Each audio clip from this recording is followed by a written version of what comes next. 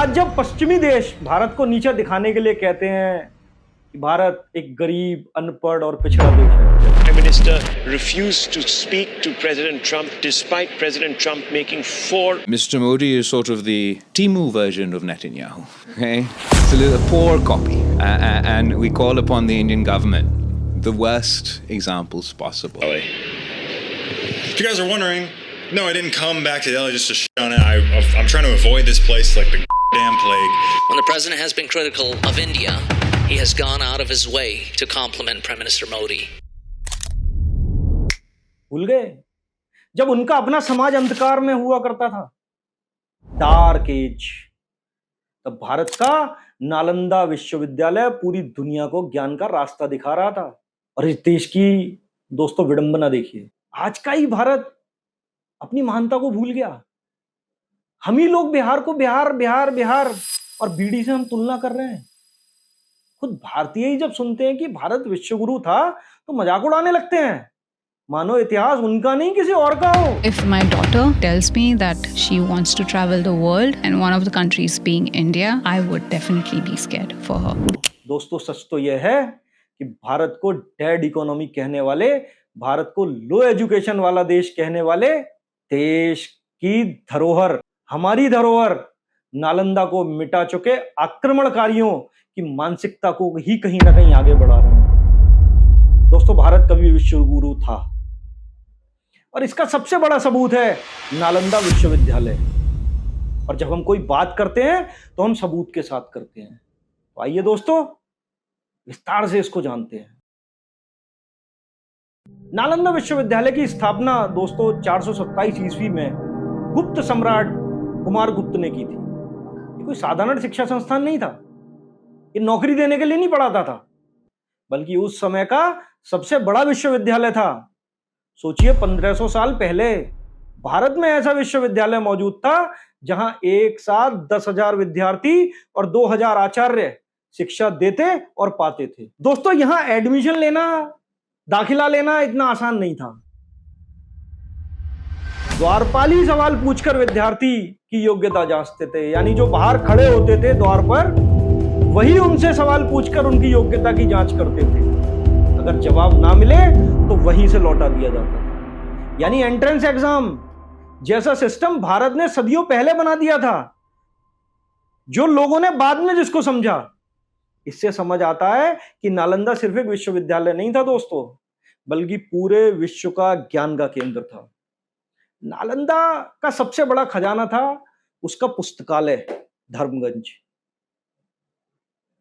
आज हम किसी कॉलेज की बात करते हैं तो सबसे पहले ढूंढते हैं उसमें लाइब्रेरी कैसी होगी, क्योंकि साधारण पुस्तकालय नहीं था, बल्कि पूरी मानव सभ्यता का सबसे बड़ा ज्ञान कोश था। धर्मगंज को 3 भागों में बांटा गया था। पहला रत्न सागर, जिसमें विज्ञान, गणित, आयुर्वेद, चिकित्सा और दर्शन के ग्रंथ थे। दूसरा रत्न रंजक, जिसमें साहित्य, भाषा, कला और संस्कृति की किताबें थी।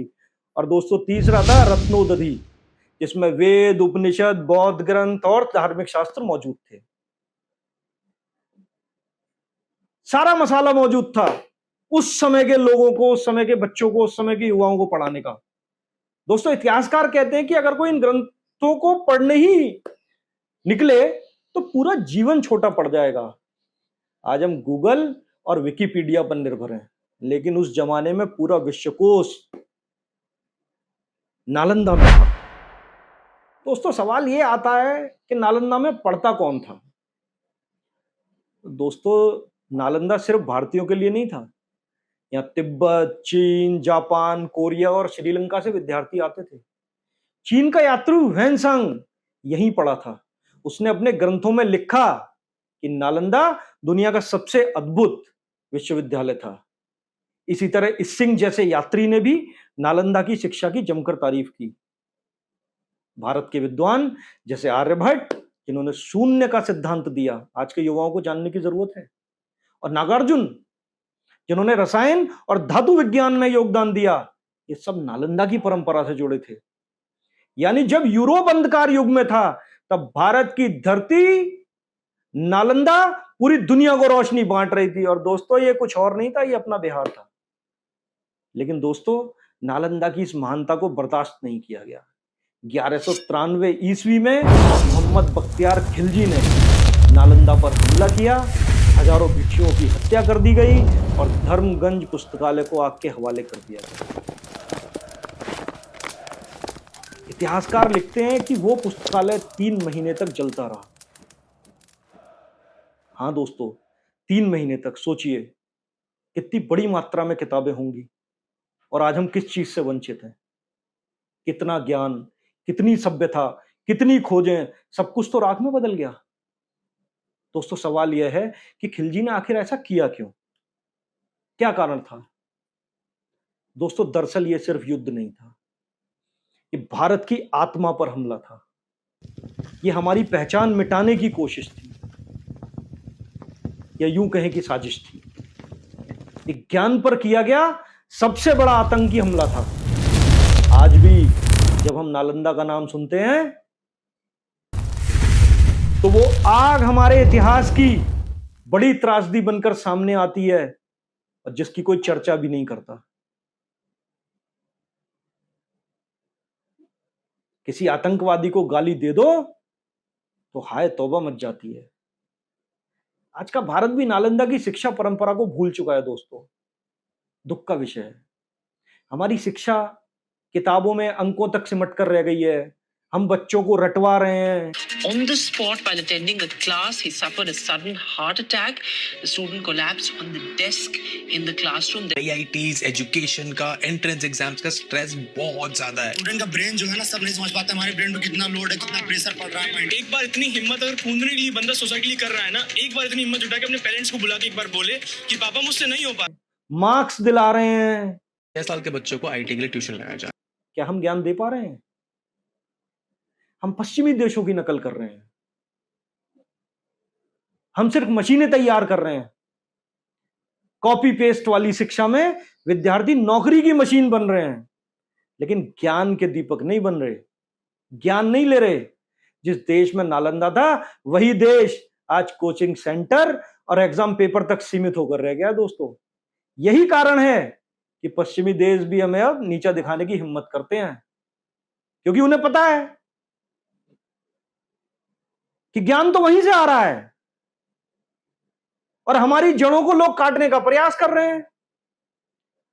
नालंदा हमें यह सिखाता है कि भारत की असली ताकत उसकी ज्ञान परंपरा थी। अगर भारत को फिर से विश्व गुरु बनाना है तो उसे उसी परंपरा को जागृत करना होगा। हमें याद रखना होगा कि ज्ञान सिर्फ नौकरी के लिए नहीं, बल्कि सभ्यता को, संस्कृति को आगे बढ़ाने के लिए होता है। दोस्तों, जो लोग आज भारत पर हंस रहे हैं ना, उन्हें भी याद रखना चाहिए कि जब उनके देश अंधकार में थे, तब भारत ने नालंदा से उन्हें शिक्षा दी। तो ये उधार की शिक्षा है। इतिहास गवाह है, भारत विश्वगुरु था भी और है भी और फिर रहेगा भी। तो दोस्तों, अगर आपको ये वीडियो पसंद आई हो तो चैनल को सब्सक्राइब करिए, वीडियो को लाइक करिए। आपका बहुत बहुत धन्यवाद। जय हिंद, भारत माता की जय।